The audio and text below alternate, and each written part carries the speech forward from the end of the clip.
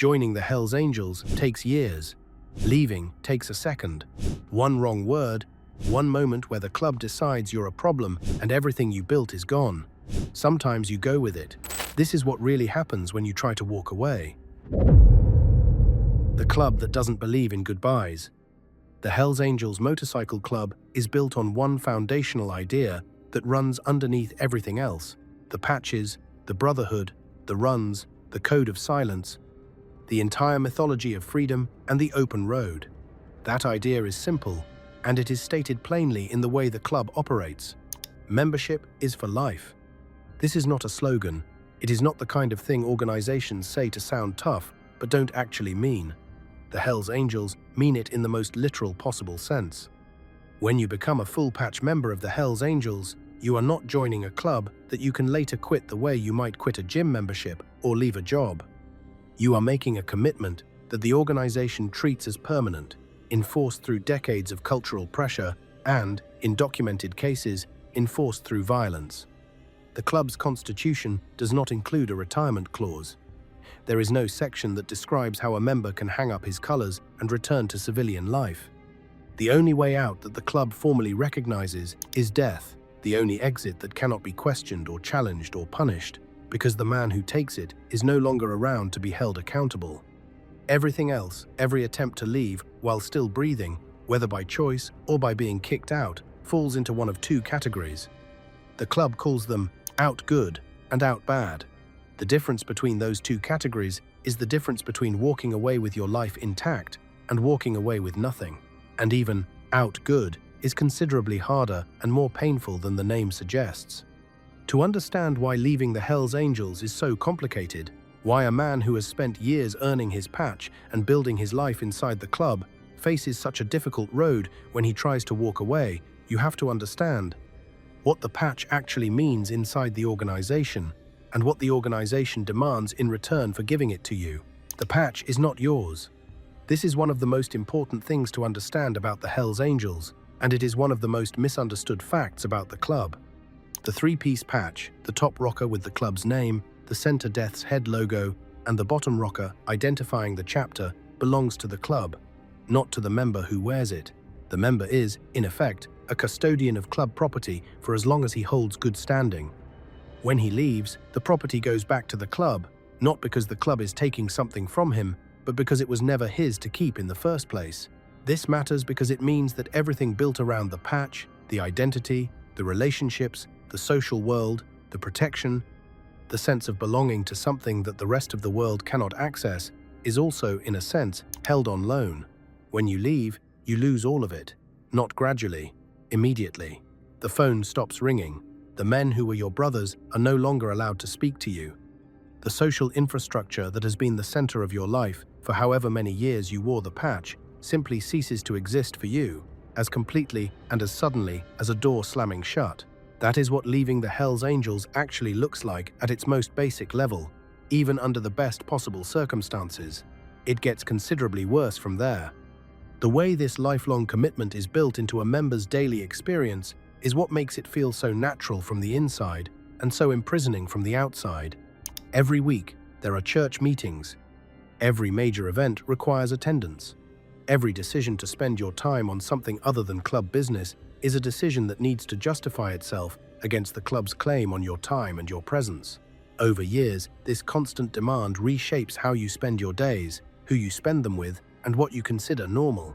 The men who are most embedded in the club, the chapter presidents, the senior officers, the men who have been in for decades, have organized their entire lives around the club's rhythm. Their work is often connected to the club, either directly through club-adjacent businesses or through the specific flexibility that self-employment provides for meeting the club's time demands.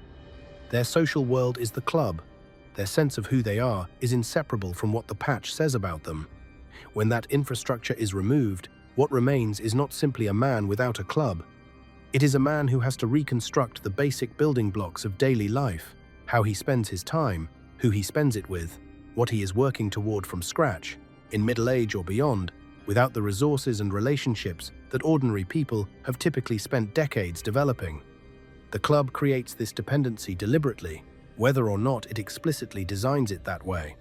An organization that demands total loyalty and total presence over years produces total dependency as a natural outcome.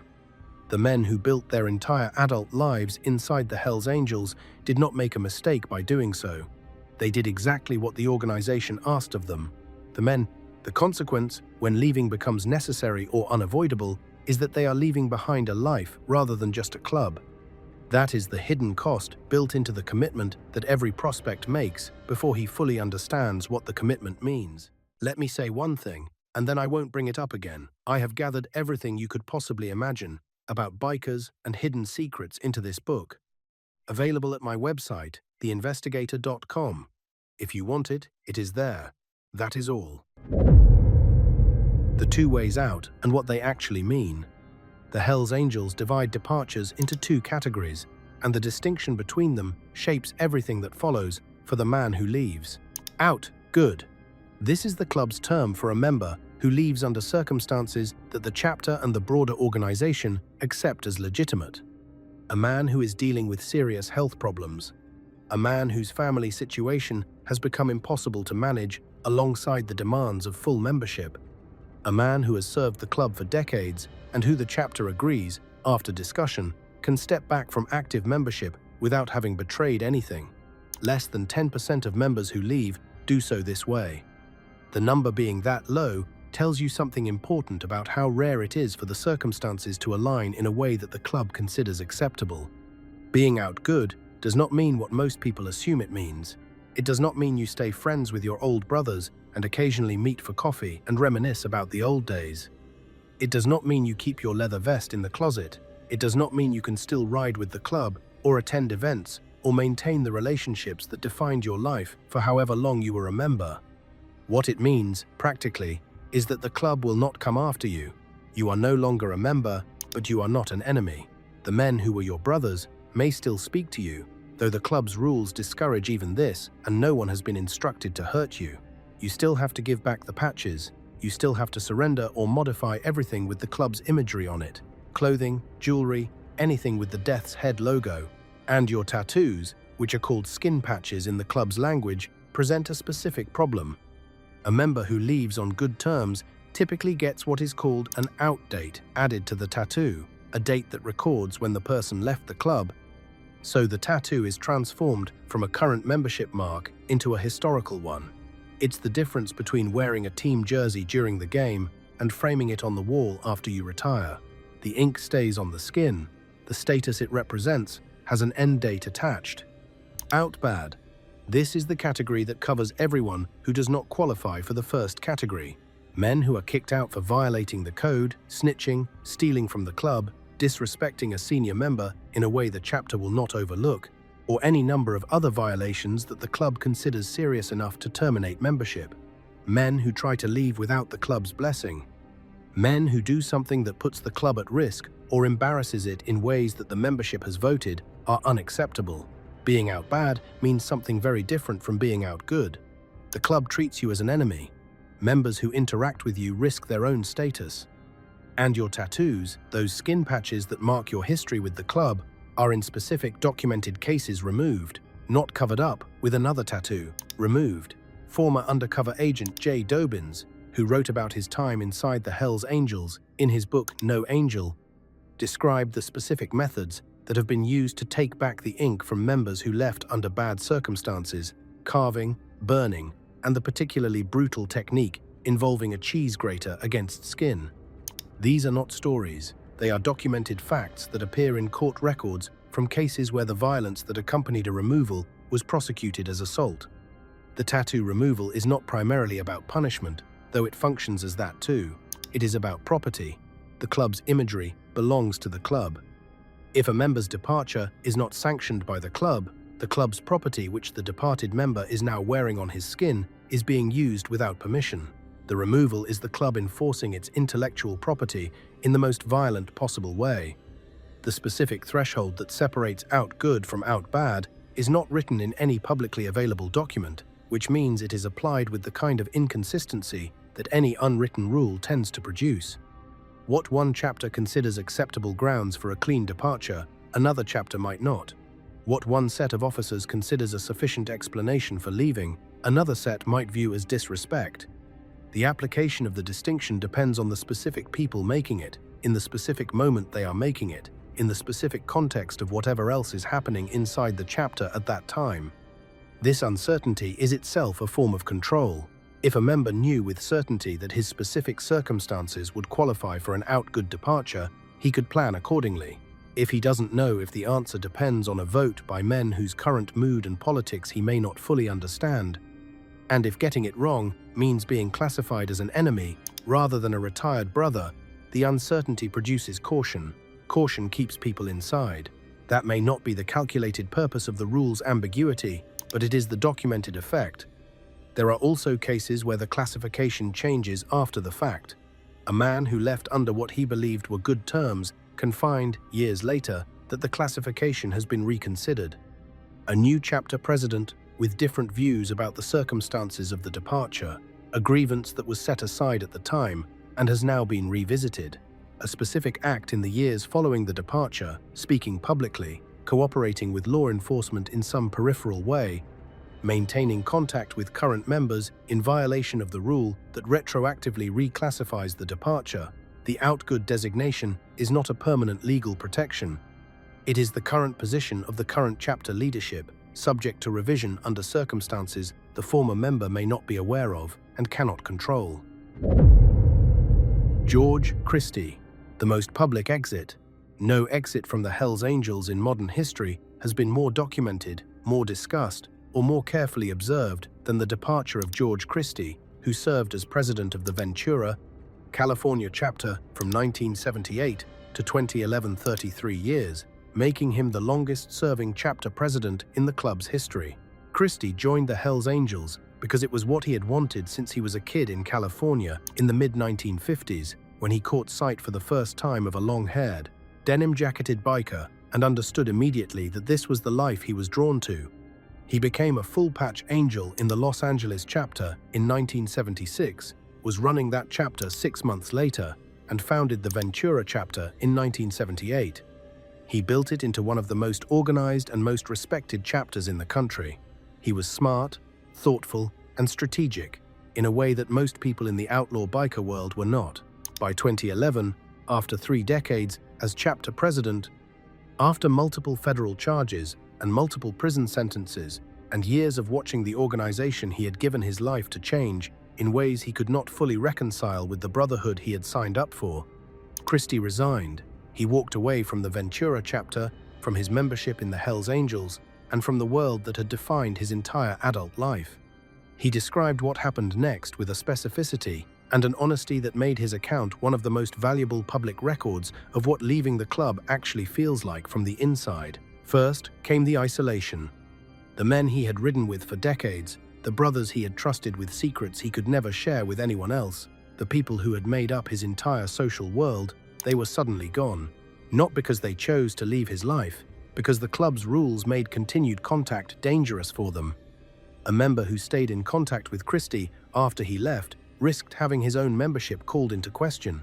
The cost of maintaining a friendship with a man who had left the club was potentially losing everything you had in the club. Most chose the club. They had to. The alternative was worse. Christie described it in an interview with Vice as feeling like a divorce, but a divorce where the whole extended family took one side. At first, everyone wanted to be amiable, he said. They weren't happy about my decision, but they understood it. As things progressed, it became aggressive, and it was hard to take.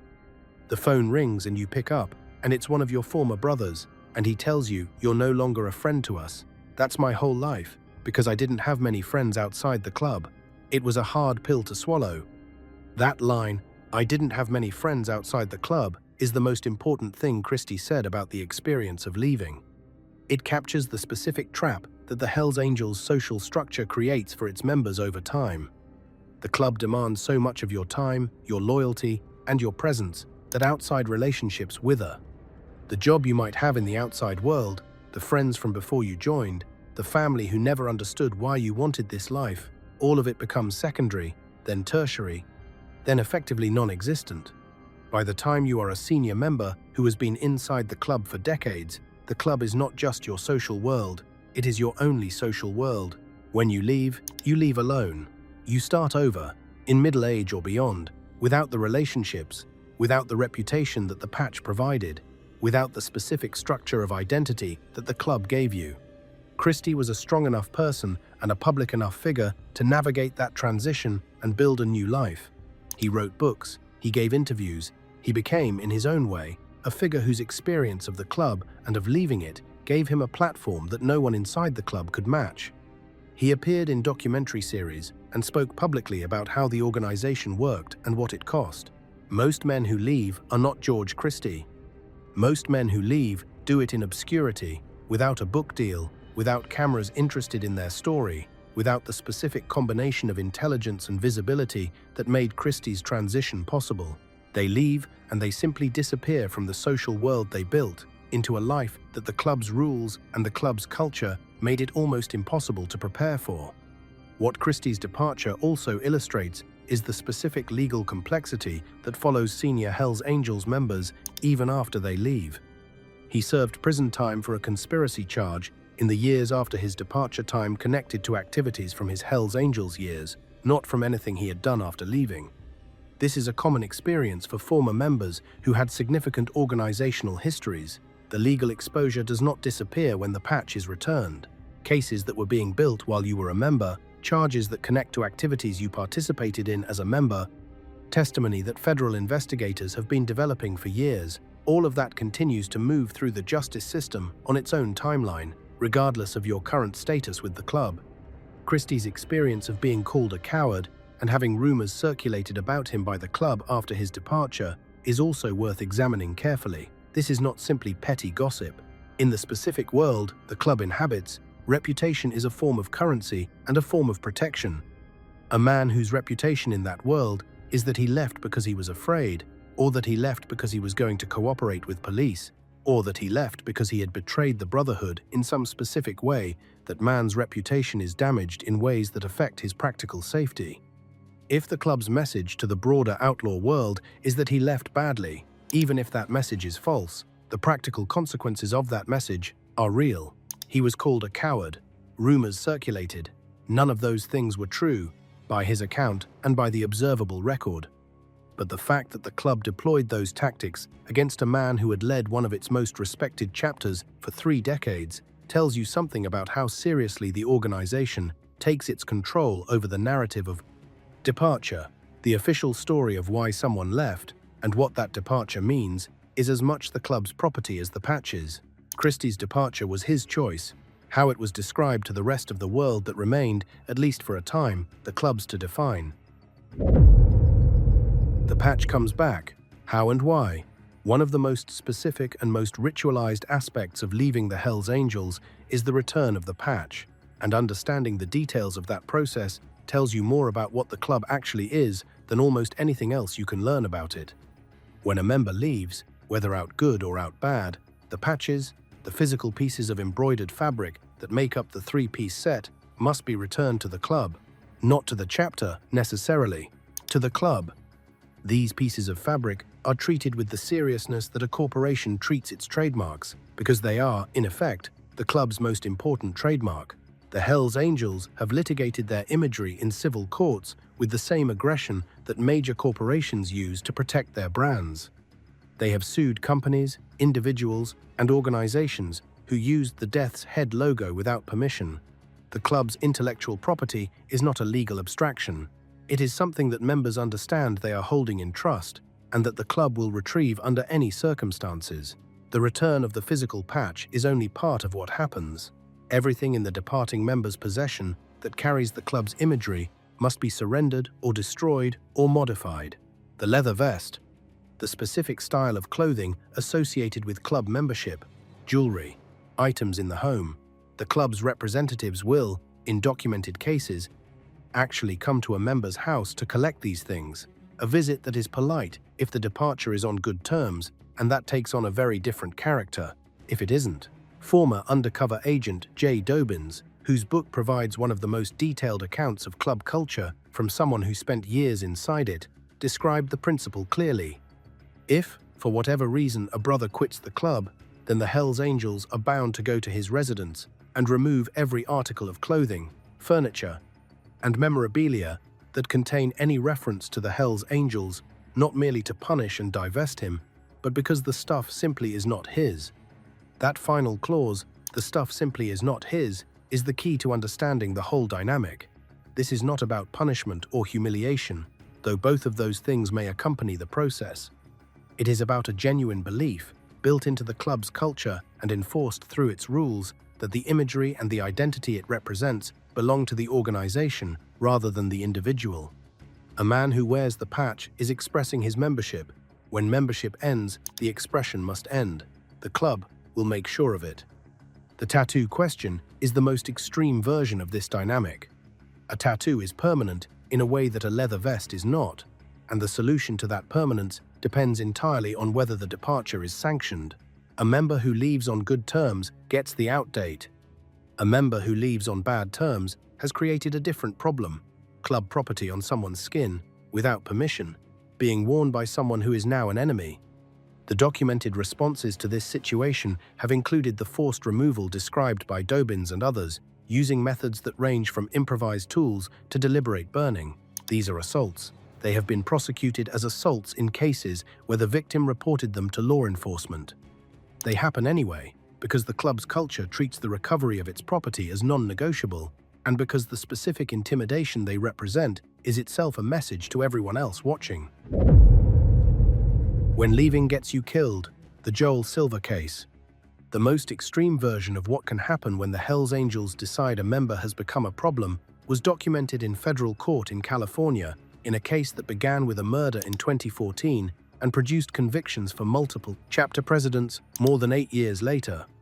Joel Silva was a member of the Hells Angels in California. The specific events that led to his death began at a motorcycle event in New Hampshire, where he got into a dispute with a member from the Massachusetts chapter. He was also accused of badmouthing Jonathan John Nelson, who was the president of the Hells Angels Sonoma County chapter.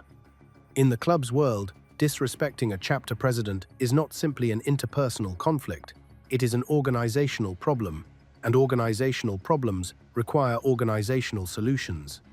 Christopher Rainman Ranieri, the president of the Salem, Massachusetts chapter, made a call to his California counterparts. The conversation that followed produced a specific and documented conclusion. Silva had to be killed. The decision was made collectively, by chapter presidents, in the way that the club's leadership structure makes major decisions. It was not one man's anger getting out of control. It was an organized response to a problem that the leadership had assessed, discussed, and resolved. On the 15th of July, 2014, Silva was lured to the Hells Angels clubhouse in Fresno, California. Fresno chapter president Brian Wendt shot him in the back of the head. 2 other chapter presidents, Nelson and former Sonoma County chapter president Russell Ott, were also convicted of the murder. What happened afterward is the detail that makes the case particularly disturbing.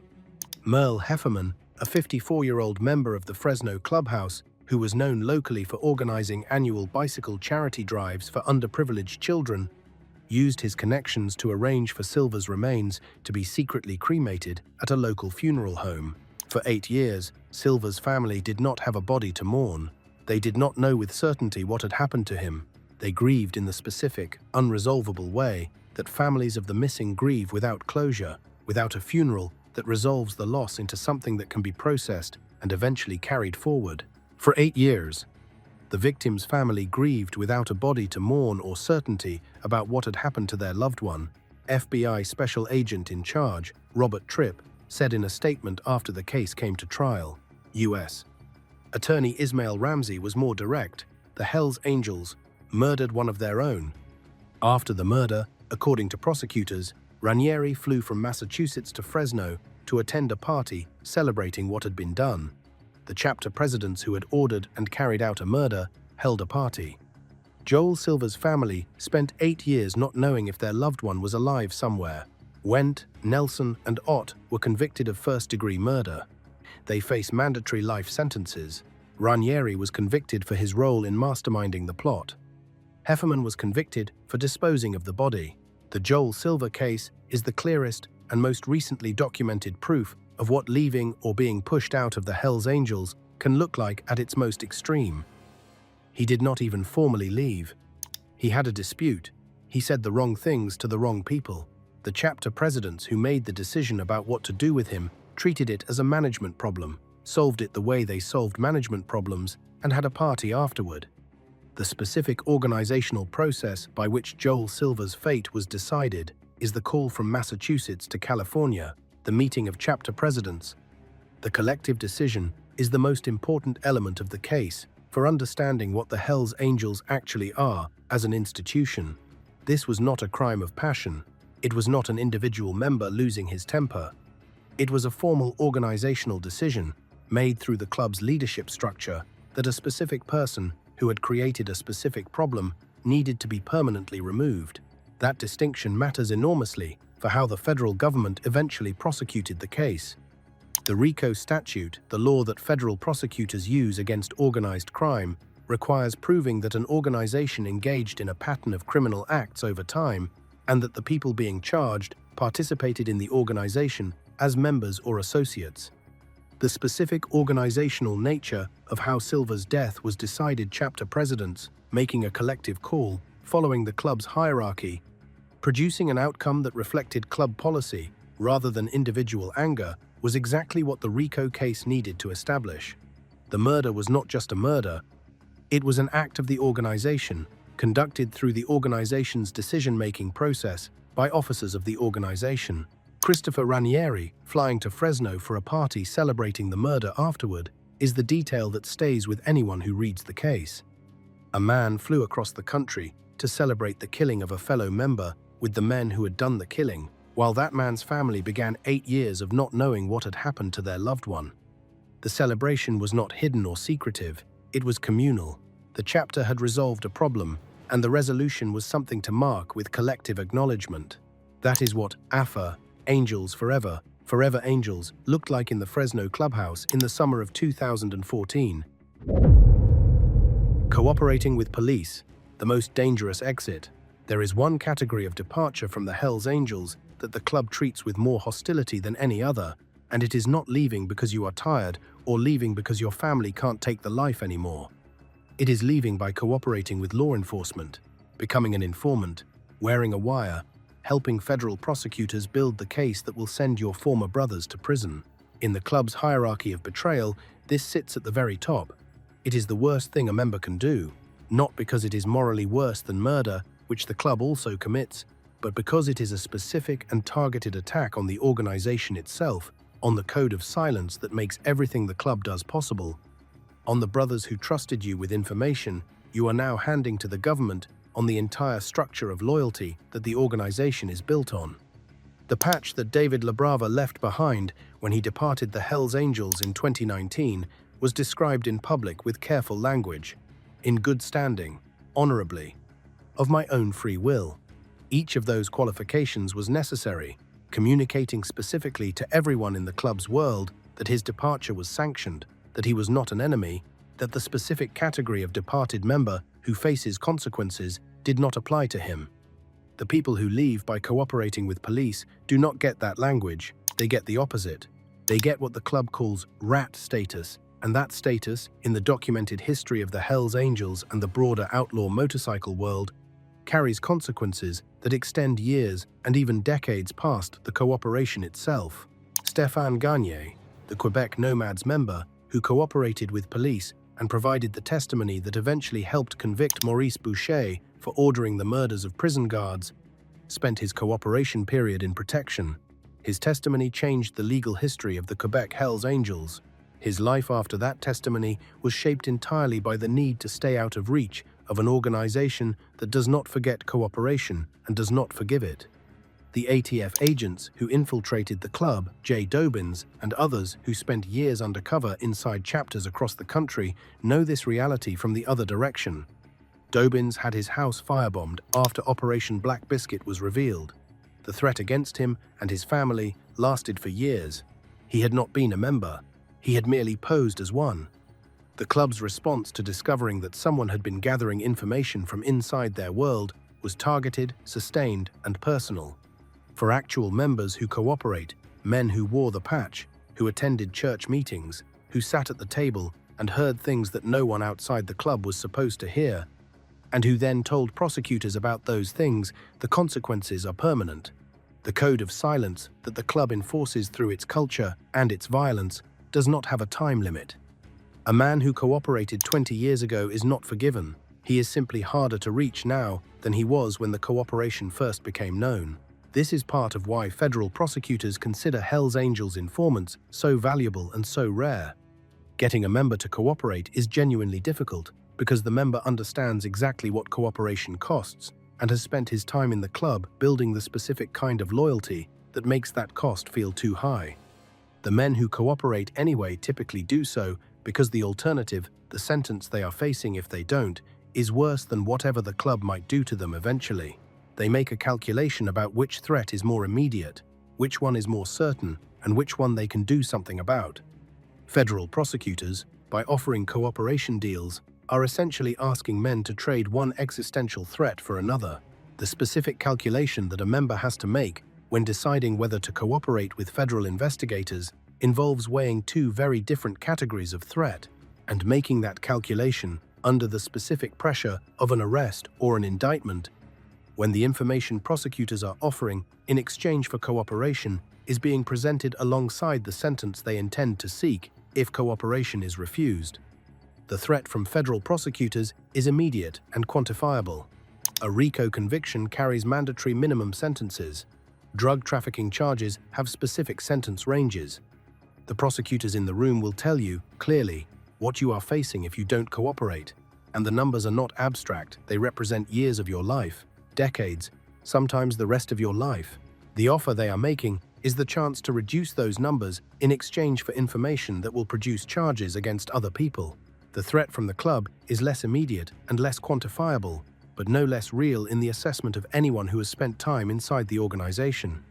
The men who cooperated and whose cooperation became known through the trials that their testimony enabled, through the public record that federal prosecutions create, through the specific visibility that comes from being a witness in a major organized crime case, have documented experiences of what that threat looks like in practice. Houses firebombed, sustained surveillance from people they don't recognize, threats communicated through intermediaries, the specific kind of pressure that an organization applies when it is angry and when it believes it has been wronged. The men who cooperate anyway, who make the calculation that the federal threat is more certain and more immediate than the club's eventual response, are making a bet that the government's protection is worth more than the club's tolerance. Sometimes that bet pays off, sometimes the protection is adequate, and the years that follow, though difficult, are livable. And sometimes the bet is wrong, and the men who cooperated spend the rest of their lives managing a threat that the government's protection cannot fully eliminate. What actually survives when you leave? The paradox at the center of the Leaving the Hells Angels story is that the things the club built inside you, the habits, the values, the way of seeing the world don't come off when the patch does. Men who leave the Hells Angels, whether on good terms or bad, consistently describe a specific and disorienting experience of transition. They have spent years, sometimes decades, inside an organization that organized their entire social and moral world. The club told them who their friends were. The club told them what was worth protecting and what was worth fighting for. The club told them what loyalty meant and what betrayal meant and what the appropriate response to each one looked like. The club's values were not written on a wall somewhere. They were embedded in every interaction, every meeting, every ride, every moment of daily life inside the organization. When you leave, all of that structure disappears. The social world is gone. The brothers are gone. The specific sense of identity that came from being a Hells Angel, the particular way you were seen and understood by the people around you, is gone. What remains is a man who has spent the formative years of his adult life inside a highly specific culture and who now has to figure out how to build a life outside of it. George Christie's account of this process is the most detailed we have from a senior member. He described missing the camaraderie, the brotherhood, even the bad times, missing all of it, with a completeness that surprised him, because leaving had been his own choice, and he had made it deliberately. The feelings of loss were not a surprise, but their depth was. He had understood intellectually that he was leaving his whole world. He had not fully understood what it would feel like when that world was actually gone. The practical challenges were substantial too. A man who has been a Hells Angels chapter president for 3 decades has built his professional and social life around that identity. The people who know him as that person. The reputation he has in his community is the reputation of a man who ran a chapter of one of the most feared organizations in the world. That reputation does not simply reset when he leaves, it follows him, creating specific problems and specific opportunities that he has to navigate, without the organizational backing that once made the reputation manageable. For men who leave at lower levels, with less public visibility and less organizational history, the challenges are different but no less significant. They leave without the public platform that Christie had, without the resources that a long career inside the club's business operations might have generated, and often with legal baggage, previous arrests, prior convictions, the specific difficulties of employment and housing that come with a criminal record that the club's support structure had previously helped manage. On their own, those challenges become much harder. The specific psychological experience of losing an identity that you did not choose to lose, or that you chose to lose but still grieve, is not well understood by people who have not experienced it. Most people change their identities gradually, through the ordinary processes of growing up and building different lives at different stages. The identity you had at 20 is not exactly the identity you have at 40. The change is gradual enough that it doesn't register as loss, it registers as growth. A man who leaves the Hells Angels experiences something different. The change is not gradual, it is immediate. On Monday, he is a Hells Angel. On Tuesday, when the patch is returned, he is not. The identity that has organized his daily life, shaped his relationships, and defined how he understands himself in the world simply stops applying. The people who recognized him as a Hells Angel still recognize him as a former Hells Angel, which is a categorically different thing in their eyes. The people who feared him because of what he was no longer need to fear him, in the same way, the people who respected him for his standing in the club's world no longer owe him that respect through the same mechanism. What survives is the man himself, his intelligence, his experience, his capacity for loyalty, his understanding of how organizations and hierarchies work, his ability to read people and manage conflict and make decisions under pressure. All of those things, built and refined over decades inside one of the most demanding and high-stakes organizations in the world, remain available to him. The challenge is figuring out how to apply them in a world that has different rules, different relationships, and a very different response to the specific signals that defined his status inside the club. The government's exit program and its limits. The federal government recognized, through decades of prosecuting outlaw motorcycle clubs, that creating a pathway for members to leave and providing some level of protection for those who cooperated with investigations was both a law enforcement necessity and a genuine institutional responsibility. The formal Witness Security Program, which most people know as WITSEC or Witness Protection, is the most complete version of this pathway. WITSEC provides a new identity, relocation, financial assistance, and, in some cases, ongoing support for witnesses who have provided information that could result in serious threats to their safety. It has been used by members and associates of outlaw motorcycle clubs in various cases, including cases involving the Hells Angels, in situations where the cooperation provided was significant enough to make continued life in the person's original identity genuinely untenable. What WITSEC cannot provide is a new history. A man who enters witness protection takes a new name and moves to a new location, but he carries his own personality, his own patterns of behavior, his own way of interacting with the world, all of which were shaped by his time inside the club. He arrives in a new place as a stranger who cannot tell anyone who he actually is or where he actually comes from, carrying the specific psychological weight of a life that has been deliberately erased and rebuilt as something false.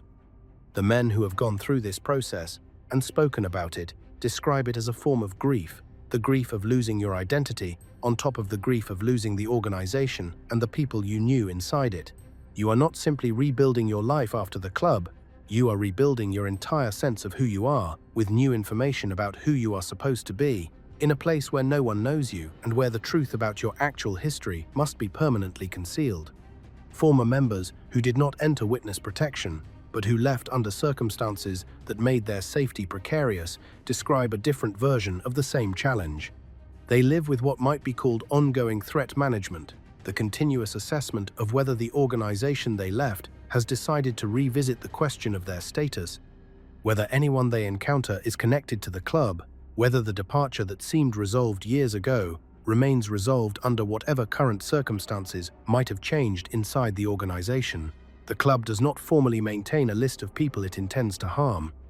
It maintains a culture that produces that intention organically, in response to specific circumstances that the culture defines as requiring a response. A former member who has been living quietly for 10 years can remain in no particular danger for all 10 of those years and still face a specific threat the moment some internal dynamic shifts, a new president with different views, an old grievance someone decides to revisit, a change in the organization's calculation about what is and isn't worth the attention it would attract. David Labrava, the exit that showed how it should work. In April 2019, David Labrava posted a message on Instagram announcing that he was leaving the Hells Angels. Every word of that message was carefully chosen, and every person in the club's world who read it understood exactly what each word meant and why it had been included. In good standing, the message said, honorably, of my own free will.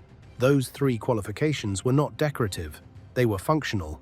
In good standing meant the club had agreed to the departure and did not consider him an enemy.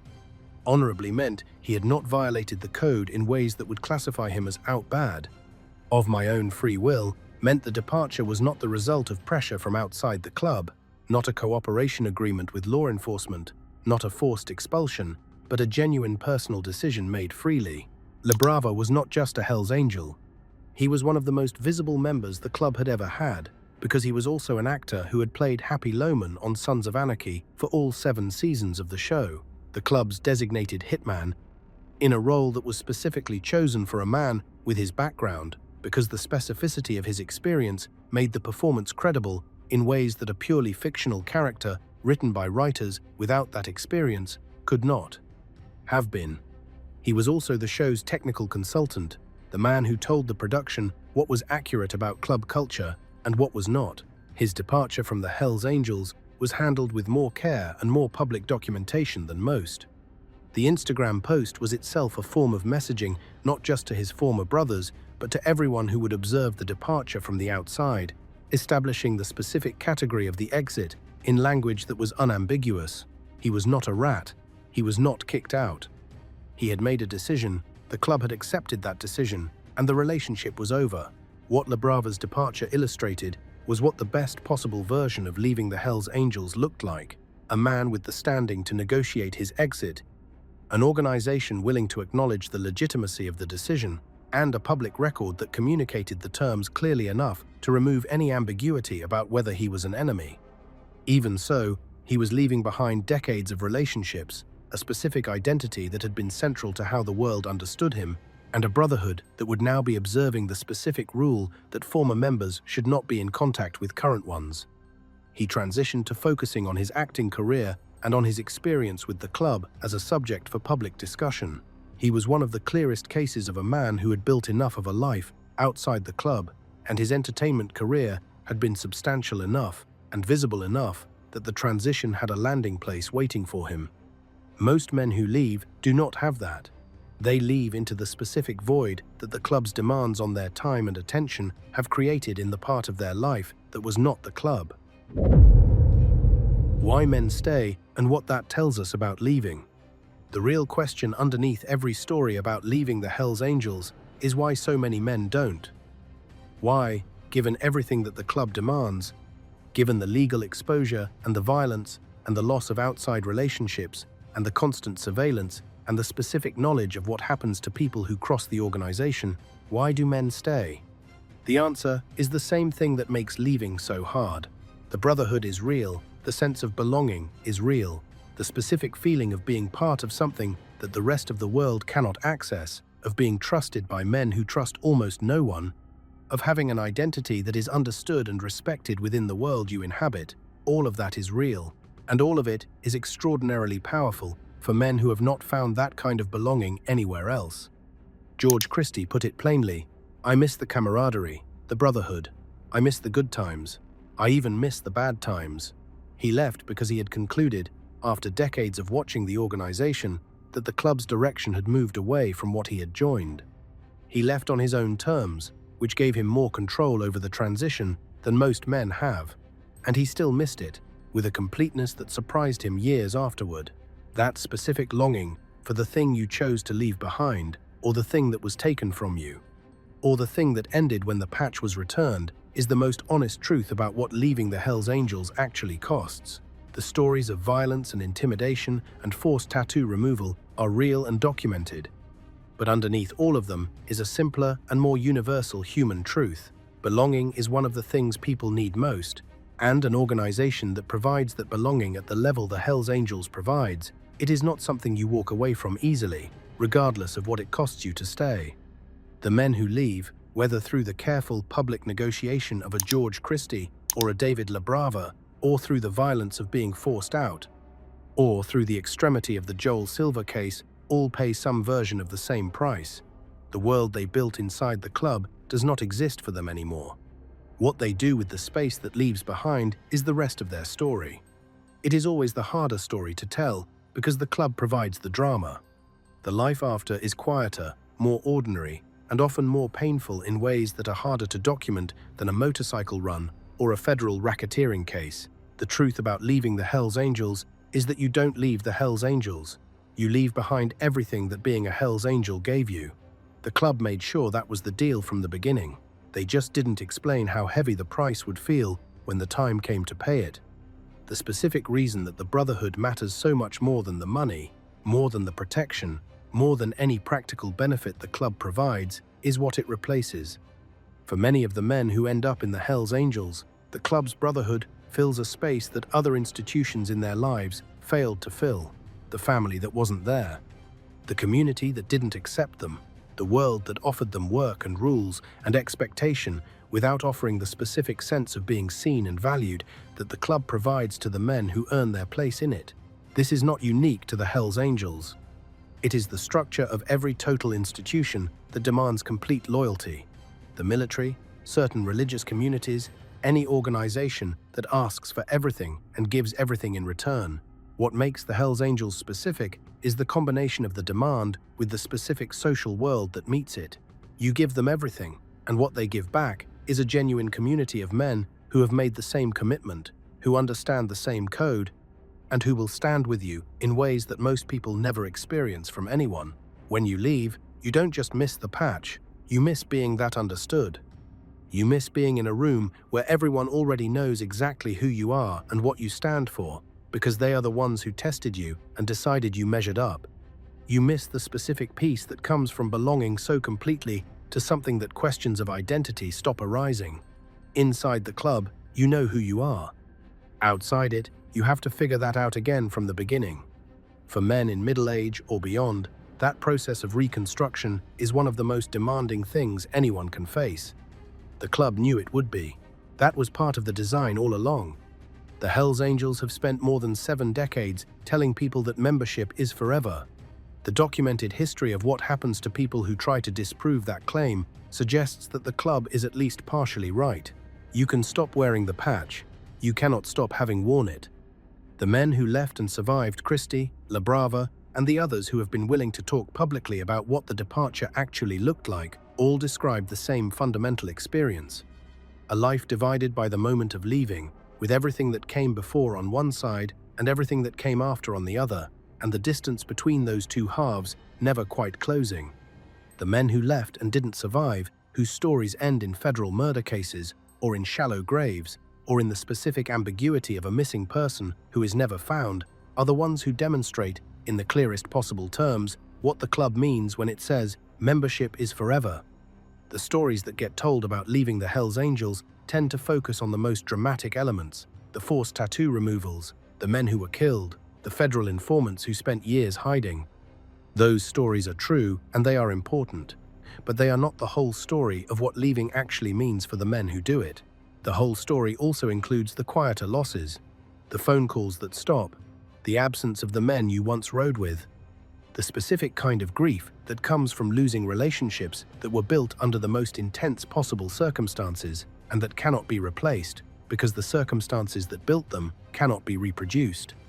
The challenge of explaining to new people you meet who you are and what shaped you, without being able to use the most significant fact of your adult life as part of that explanation. The truth about leaving the Hells Angels is not just that it's dangerous, though it can be, it's that it's permanent, in ways that nothing else in most people's lives is permanent. You can quit most things and eventually return to being the person you were before you started. You cannot return to being the person you were before you became a Hells Angel. The club makes sure of that, through the specific way it shapes everything you are during the years you spend inside it. The leaving is final. What you do with that finality is the rest of your story. Subscribe and hit the bell. There are more investigations like this one coming, and none of them have simple endings.